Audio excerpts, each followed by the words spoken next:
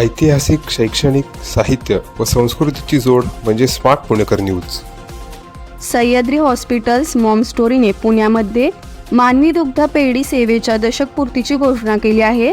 अशा प्रकारे Sahyadri hospitals Maugham स्टोरीने 9 महिने पूर्ण होण्याआधी जन्मलेल्या बालकांच्या देखभालीत एक महत्त्वाचा टप्पा गाठला आहे. रोटरी क्लब पुणे प्राईडने त्यांच्या यशोदा मिल्क बँक प्रकल्पांतर्गत ही सेवा सुरू केली होती. यामुळे गेल्या दशकभरात 3500 पेक्षा जास्त प्रीटर्म नवजात बालकांचे जीव वाचले आहेत. स्तनदा मातांनी उदारपणे केलेले दान आणि वैद्यकीय टीमचे सातत्यपूर्ण अथक प्रयत्न यामुळे हे शक्य झाले आहे. भारतात दरवर्षी जवळपास 2.3 कोटी मुले जन्माला येतात, ज्यापैकी 10% महाराष्ट्रात जन्माला येतात. यातील 13 ते 15% मुले म्हणजेच दरवर्षी जवळपास 3 ते 4 लाख मुले 9 महिने पूर्ण होण्याच्या आधी जन्माला येतात आणि त्यापैकी साधारणपणे 1 लाख मुलांचे जन्माच्या वेळेसचे वजन खूपच कमी असते.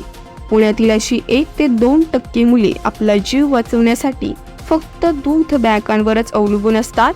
पण महाराष्ट्रामध्ये अशा 90 ते 99% बालकांसाठी दूध बँक उपलब्ध होऊ शकत नाहीत आणि त्यामुळे त्यांना जिवंत राहण्यासाठी प्रचंड संघर्ष करावा लागतो.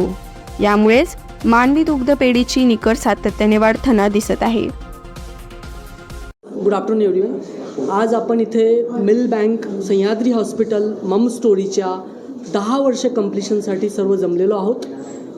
ह्युमन मिल बँक ही फार महत्त्वाची कन्सेप्ट आहे की ज्या ह्युमन मिल बँकमुळे आपण प्रीमॅच्युअर बेबीचं लाईफ सेवर, जे प्रीमॅच्युअर बेबीला आईचं दूध लागतं ते आईचं दूध आपण ह्या मिल बँक थ्रू, आपण ह्या सह्याद्री हॉस्पिटल थ्रू आपण देत आहोत. आतापर्यंत आपण 10 वर्षे कंप्लीट केलेले आहेत आणि आपण आतापर्यंत 62 हॉस्पिटलला वेस्टर्न महाराष्ट्रामध्ये हे मिल्क प्रोव्हाइड केलेलं आहे.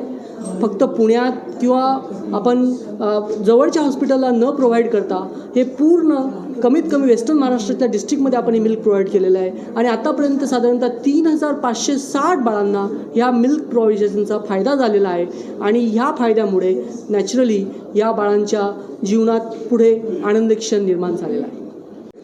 2014मध्ये रोटरी क्लब ऑफ पुणे प्राईडनी सह्याद्री हॉस्पिटलमध्ये ह्युमन मिल्क बँक इस्टॅब्लिश करायची ठरवली. त्यावेळेला तो विचारच क्रांतिकारी होता, कारण खूप अशा मिल्क बँक्स अवेलेबल नव्हत्या आणि कॉन्सेप्ट अगदी नवीन होती. सह्याद्री हॉस्पिटलचं खूप कौतुक आहे की 10 वर्ष त्यांनी हा प्रकल्प यशस्वीपणे राबवलेला आहे आणि हजारो इन्फंट्सना, म्हणजे लो वेट बेबींना त्याचा फायदा झालेला आहे. आणि हे जे काम आहे ते संपूर्ण त्यांची जी टीम आहे ती निस्वार्थपणे करते आहे आणि जास्तीत जास्त हेल्दी बेबीज व्हाव्यात आपल्या भारतामध्ये, हाच त्यांचा ऑब्जेक्टिव्ह आहे.